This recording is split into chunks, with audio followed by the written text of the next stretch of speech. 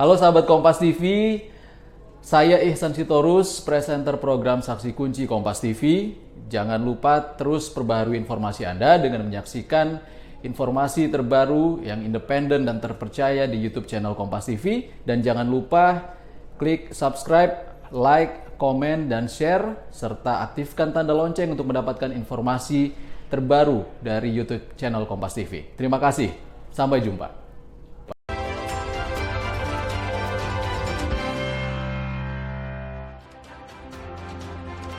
Ya, Anda kembali menyaksikan Bisnis Talk, masih bersama kita Dinar Titus, Direktur Pengupahan Kementerian Ketenagakerjaan, dan sekarang telah bergabung juga Titis Nurdiana, wartawan senior Kontan. Mbak Titis, kalau kita lihat diskusi dari segmen 1 sampai 3 tadi, apa yang bisa redaksional evaluasi?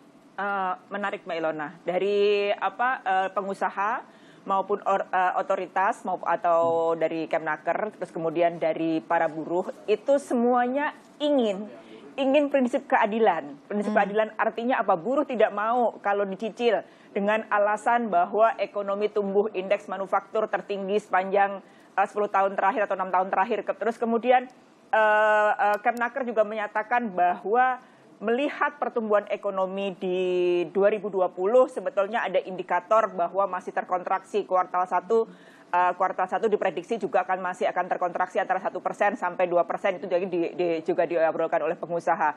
Pada prinsipnya adalah undang-undang tegas sebetulnya bahwa THR harus diberikan.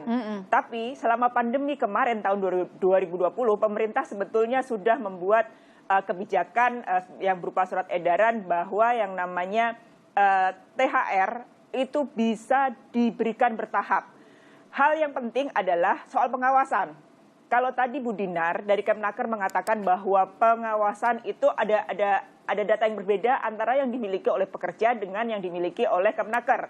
Nah, kebijakan apapun jika tanpa didasari data yang benar, data yang sahih, dilakukan pengecekan di lapangan, maka kebijakan apapun prinsipnya akan menjadi keliru kalau data itu tidak benar. Nah, ini tadi yang mesti disinkronkan atau dibetulkan. Nah, di redaksi Kontan sendiri melihat bahwa antara data yang dikeluarkan oleh Asosiasi Pekerja dan juga Kemnaker memang belum seirama. Artinya, pengawasan belum dilakukan secara menyeluruh, secara komprehensif, serta penindakan. Itu sebetulnya yang ingin dilakukan, yang ingin dituntut oleh pekerja. Betul dalam masa pandemi seperti sekarang, seperti yang data BPS, bahwa ada indikator-indikator perusahaan-perusahaan atau sektor-sektor yang belum bertumbuh. Pariwisata masih babak belur, kemudian ada juga sektor lainnya. Kalau kita melihat dari data LQ45 atau perusahaan-perusahaan besar juga tahun 2020 kinerjanya yang sudah keluar Mbak Ilona ya, dari catatan kami di redaksi Kontan, bahwa dari 45 baru sekitar 24 yang mengeluarkan. Dari data 24 itu 16 atau mayoritas kinerjanya masih melandai, masih turun. Masih turun, yang sisanya memang ada beberapa yang sudah naik. Nah, inilah dibutuhkan namanya tadi yang seperti Bu Dinar katakan, bahwa kebijakan itu memang harus adil, imbang bagi industri, imbang juga bagi pekerja. Nah, ini yang harus dimengerti, bahwa yang namanya kebijakan pasti merasanya tidak adil bagi satu sisi yang merasa dirugikan. Ya, selalu kayak begitu, tapi based on data adalah penting. Karena dari data itulah yang namanya kebijakan itu bisa dibuat. Oke, baik. Bu Dinar, bagaimana nih tanggapannya? Sinkronisasi data ini jadi masalah tampaknya, mengarah ke pengawasan nantinya.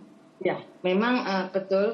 Jadi kami sudah meminta kembali menegaskan kembali kepada pengawas Menteri menegaskan kepada pengawas Indonesia untuk mencocokkan data. Tentunya teman-teman yang merasa tidak terpilih melaporkan juga, jangan dia ngomong tapi tidak dilaporkan itu. Jadi kami tidak tahu bahwa data kami tidak benar. Makanya kami selalu, mana datamu, biar kami jika segera menindaklanjuti. Oke, baik. Bu Dinar, ngomong-ngomong soal, saya kembali ke SE yang sudah disiapkan tadi. Apakah ada juga pertimbangan bagaimana arahan dari Pak Menko kemarin mengatakan bahwa THR wajib dibayar penuh? Apakah itu akan dipertimbangkan oleh Kemenaker? Makanya, betul. Makanya Mbak Ilona, kami tadi sampaikan kami saat ini sudah menyiapkan 2 draft SE. Kalau sesuai dengan arahan Pak Menko, tentunya Pak Menko mengetahui kondisi perekonomian dan kami selama ini memang mengikuti. Nah, itu kami siap nomor 1 ditandatangani Bu Menteri besok. Nah, itu kami siap artinya bahwa seluruh perusahaan wajib membayar THR sesuai dengan ketentuan. Ya, di ketentuan itu ya sebenarnya 7 hari sebelum di hari raya, besarnya 1 bulan gaji dan seterusnya itu. Kami siapkan sudah siap. Tinggal Bu Menteri besok mulai. Yang kedua, yang permintaan yang tadi, data dari BPS menyatakan bahwa belum seluruhnya tumbuh. Yang tumbuh hanya beberapa. Tapi sudah dibahas juga Mbak Titi juga. Nah, sebagian besar memang masih negatif, masih minus. Nah, dalam kondisi seperti itu, Bu Menteri menanyakan ke kami, kalau dipaksa untuk membayar bagaimana perusahaan nanti? Apa harus belum tingkat atau malah harus ditutupkan? Tidak seperti itu juga. Makanya kami besok sudah data ini sudah kami sampaikan Bu Menteri. Bu Menteri akan memutuskan. Saya nggak tahu apakah Bu Menteri nanti dibahas dengan Pak Menko di dalam rapat terbatas atau seperti apa, tapi kami yang jelas sudah menyiapkan dua skenario ya Bu. Dua versi. Ya, mana yang lebih tepat itu. Mana Kami yang lebih seperti tepat? ini menyampaikan karena Bu Menteri belum menetapkan yang mana. Bu Menteri selalu membahas dulu, menghitung-hitung dulu.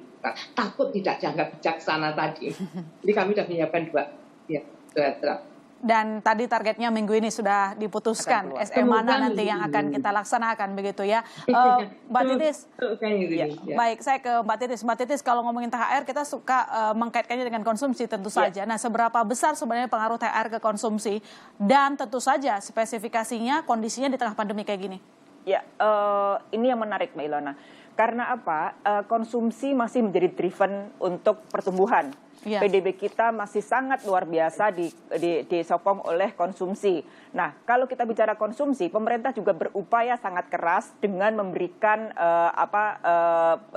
kemudahan-kemudahan untuk mendorong masyarakat untuk spending, untuk konsumsi. Nah, tadi sebenarnya usulan tadi dari KSPI sebetulnya ada hal yang menarik bahwa kalau memang tujuannya untuk mendorong konsumsi, sementara investasi yang kita harapkan tidak ada, mungkin ada terobosan tertentu dari pemerintah terkait dengan kebijakan THR, tidak sekedar memang harus wajib, tapi juga ada semacam subsidi baru, misalnya subsidi baru yang mengharuskan perusahaan atau korporasi untuk mengungkit pertumbuhan dengan lewat THR. Artinya harus ditambah lagi, kan ini pemerintah sudah kasih di PEN ada, untuk betul. Korporasi kan ada tuh. Iya, betul. Dua-duanya sebetulnya dicoba lagi berimbang, bahwa ada untuk mendriven konsumsi, ada juga yang untuk merelaksasi perusahaan.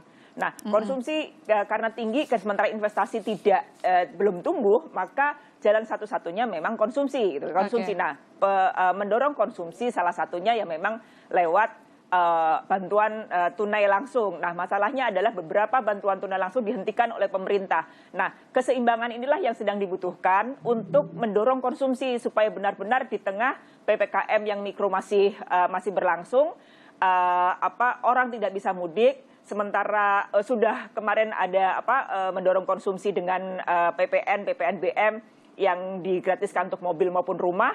Nah, ini yang menjadi pertaruhannya. Apakah di kuartal kedua nanti bahwa dorongan-dorongan pemerintah untuk mendorong konsumsi lewat berbagai kebijakan ini mampu untuk mendorong konsumsi? Gitu. Oke, baik. Bu Dinar, ini pertanyaan terakhir saya. Sekarang ini apakah sudah ada perusahaan yang sudah mengajukan boleh untuk mencicil THR? Belum ada. Belum ada? Kami belum ada. Oke, baik. Cuman di dalam rapat-rapat diskusi dia menakutkan. Tadi seperti Pak Salman, kondisinya seperti ini loh kondisi kami itu. Jadi kayaknya kami akan tetap seperti tahun kemarin permintaan. Yang curhat udah banyak berarti ya Bu? Ya sebagian sih karena di anggota kami aja. Karena di anggota kami kan ada tripartit, ada tripartit nasional dan tripartit itu ada dua, ada semuanya ada di sana. Kerja pemerintah itu. Mbak Ilona, boleh saya tanya ke Bu Dinar satu pertanyaan Bu Dinar.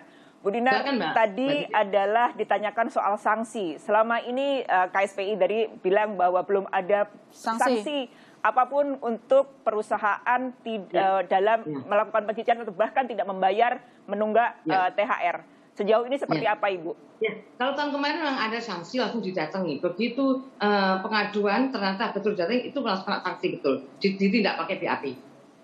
Ya, ada di sana. Teman saya karena bukan di bagian saya lupa perusahaan apa, tapi ada di Jakarta kebetulan. Ya. Oke, tapi harusnya memang disanksi begitu ya. Baik, sanksi. kalau begitu terima kasih Bu Dina, terima kasih Mbak Titis. Namun kesimpulan yang kita dapatkan hari ini mungkin belum final ya. Tetapi tadi dijanjikan minggu ini akan keluar keputusan saudara apakah THR boleh dicicil atau dibayar penuh, karena kita tahu ini banyak masyarakat yang nunggu. Apalagi kan ini tahunan kadang udah ada yang nunggu beli baju baru gitu ya. Tapi ya apa mau dikata yang namanya kondisi ekonomi seperti ini, apalagi tadi kita dengar curhatan dari pelaku usaha banyak yang masih tertekan. Dengan demikian saudara, saya menutup diskusi malam ini. Sampai jumpa Selasa depan.